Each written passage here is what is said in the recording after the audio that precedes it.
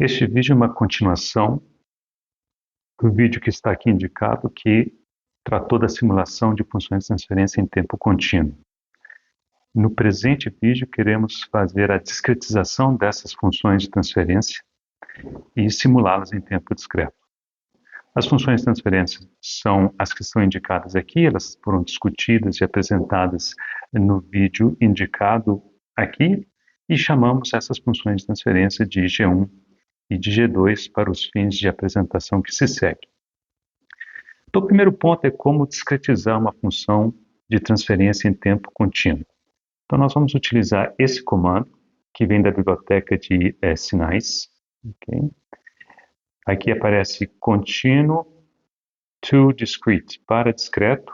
Então, o que apresentamos aqui é o numerador da função de transferência em tempo contínuo, o denominador da função de transferência em tempo contínuo, o passo de discretização, que nesse exemplo nós vamos começar utilizando o mesmo passo de integração utilizado no caso da simulação em tempo contínuo, e aqui definimos o método de discretização. Existem vários métodos para discretizar, todos parecidos, mas com características um pouquinho diferentes.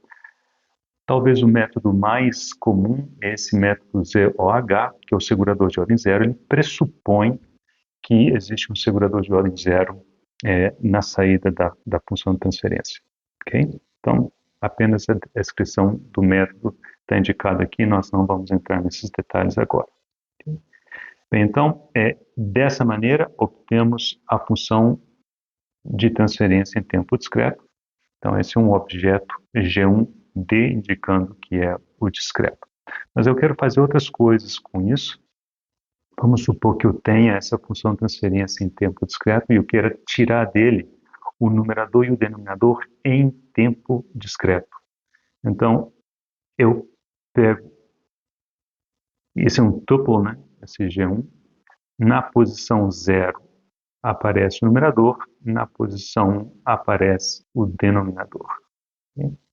E, já que eu tenho o numerador e o denominador, eu posso, por exemplo, escolher as raízes do denominador, e isso, por definição, são os polos da função de transferência em tempo discreto.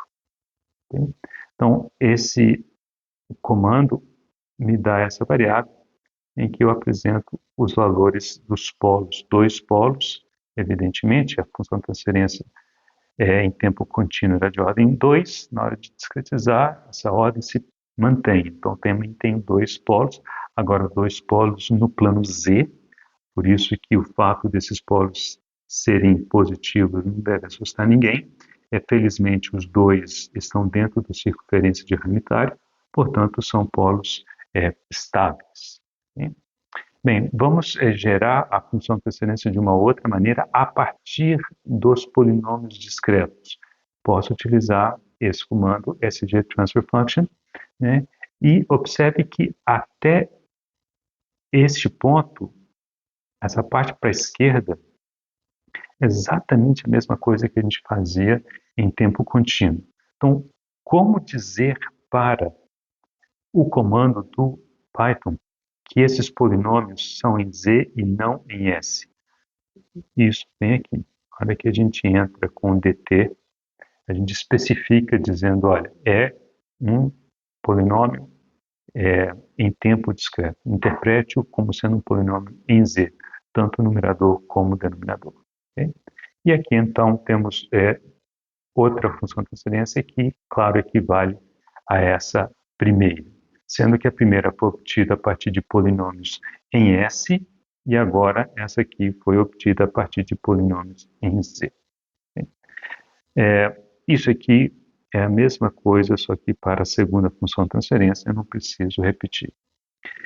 Uma vez que eu tenho esta função de transferência, eu posso utilizar esse tipo de comando para obter os polos ou então os zeros. Aqui eu não tenho zeros, aliás, até posso ter zeros sim. Posso ter zeros sim.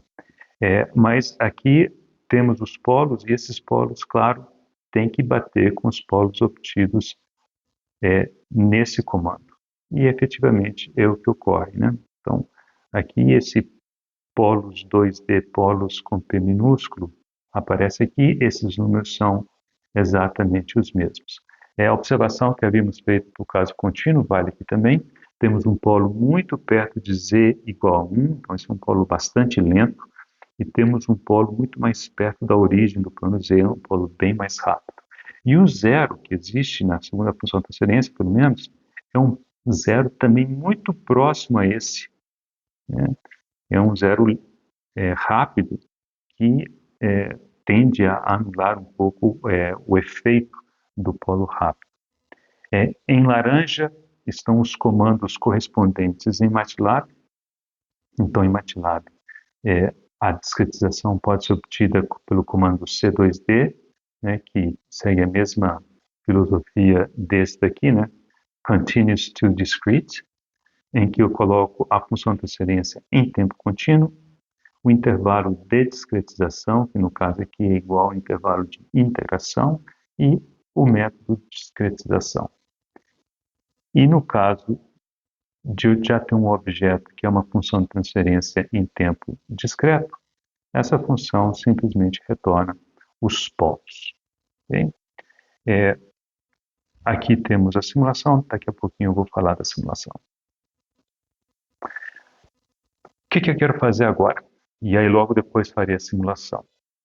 Eu quero voltar ao problema de termos, tanto em tempo contínuo como em tempo discreto, funções de transferência com um polo muito rápido e um polo muito lento. O polo lento é o que domina a dinâmica do comportamento da função de transferência. Então, já que o polo rápido é tão mais rápido e, além disso, tem um zero que praticamente cancela, por que a gente não simplifica essa função de transferência? A gente procura uma função de transferência de primeira ordem que tenha um comportamento tão próximo quanto possível. Então, nós vamos tentar fazer isso e nós vamos tomar o cuidado para garantir que a função de transferência de primeira ordem tenha o mesmo ganho CC da função de transferência de segunda ordem, porque senão, obviamente, nós vamos ter um descasamento em estado estacionário. Então, vamos fazer isso agora. Então, nós vamos procurar uma função de transferência G1, colocar um tio indicando que é reduzido ou simplificado, então, G1 de S, em que vai ser de primeira ordem e eu vou manter o polo lento. Eu vou simplesmente manter esse polo em 4,2. Okay? Então, aproximado. Só que eu procuro uma constante aqui e eu quero que essa constante seja determinada de tal maneira que o ganho CC dessas duas funções de transferência seja igual. O ganho CC da função de transferência G1 de S, vocês lembram que é fazer S igual a zero, então isso dá 1 sobre K e esse número é 20. Então eu quero que G1 tio de zero seja 20. Só que G1 de zero é alfa sobre 0 mais 4,2, 4,2, onde alfa é igual a 4,2 vezes 20. Então, esse alfa vem para cá, ele compõe o numerador da primeira função de transferência reduzida. Posso proceder exatamente da mesma maneira para a segunda função de transferência reduzida. Observe que os polos são os mesmos, então eu vou continuar com o polo lento em 4,2 e procurar uma outra constante. O ganho CC de G2 é fazer o S igual a zero, e isso dá menos RA sobre K2, fizemos essa conta antes, isso dá menos 1.200.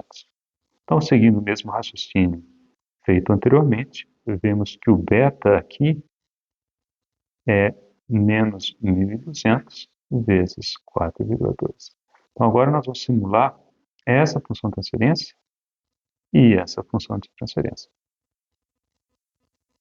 Então, aqui temos o numerador em tempo contínuo é 4,2 vezes 20, esse aqui é o alfa. O denominador está aqui, S mais 4,2. Aqui está o numerador da segunda função de transferência, que é o beta, e o denominador É o mesmo, coeficiente de S, coeficiente de S0. Mas agora, como nós ficamos com um polo lento, não há necessidade de trabalhar com um tempo de discretização tão pequenininho quanto o H. Anteriormente, vocês lembram que o H era 0,001. Agora, tudo é mais lento, eu posso me dar o luxo de espaçar esse tempo. Então, vamos escolher um tempo de amostragem 50 vezes maior. Então, 0,05. Tá? Então, nós vamos discretizar do jeito que fizemos antes. Polinômio em S, denominador em S, e agora esse tempo de amostragem. E usamos o mesmo método de discretização. Okay? Então, essas funções de transferência são funções de transferência de primeira ordem, discretizadas com esse passo, com esse tempo de amostragem. Então, na hora de simular, que esses comandos estão aqui, observa assim, nós vamos simular essas duas funções de transferência, a primeira com entrada tensão de armadura, a segunda com entrada carga, só que observe que esses vetores que haviam sido definidos antes com esse passo precisam ser adequados ao novo passo, que é de 0,05. Então, nós vamos decimar o sinal na taxa adequada. Esse comando exige que o D seja inteiro, então nós vamos forçar que a divisão de TS por H seja inteiro e dá 50. Se eu não utilizar esse comando, se eu utilizar apenas TS sobre H, vai aparecer 50.0 e aqui vai dar erro. Bem, então, decimamos os sinais de maneira a que a taxa seja exatamente a mesma para a qual as funções de transferência foram discretizadas. E agora fazemos o gráfico, e no gráfico aqui observe que eu fiz dois gráficos. O gráfico do sistema em tempo discreto e o gráfico do sistema em tempo contínuo. O tempo contínuo está em vermelho e o tempo discreto são essas barrinhas em preto. E como vocês podem observar pelo gráfico, a simulação está perfeitamente coerente. Então, primeiro, tanto a nossa escolha de reter o polo lento e ajustar o tempo, o ganho CC foi adequado, como também o tempo de amostragem também parece ter sido adequado. Se esse tempo de amostragem nos parecer ainda rápido, ou seja, pequeno demais, podemos vir aqui e aumentar, por exemplo, o TS para 0,1. E repetir esse procedimento, muito possivelmente o que teremos é um gráfico com a metade dessas barrinhas verticais e ainda acompanhando bem toda a tendência, toda a dinâmica de velocidade no eixo do motor.